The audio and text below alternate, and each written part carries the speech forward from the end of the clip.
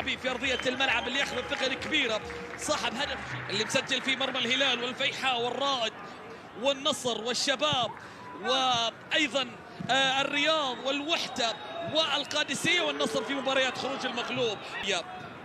تحولت الى ركله مرمى حقيقه مع المدرب جوميز. سرنوخ دفاعات فريق الفتح اللي يخطئون الان ويضعون في مباراه خروج المغلوب في النصف النهائي.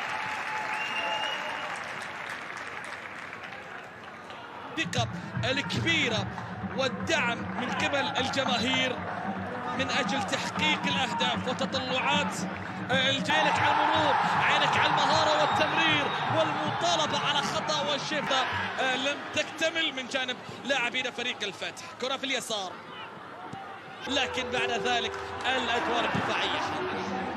الادوار الدفاعيه حاضره فقوية لكنها لم تكتمل. عادت على الطرف الايسر العنزي اللي قاتل كثير مرة الثانية. اي مباراة، اي اثارة، اي روعة. الكرة ما زالت مستمرة، اي حزم يا سادة. اللقطة الاخيرة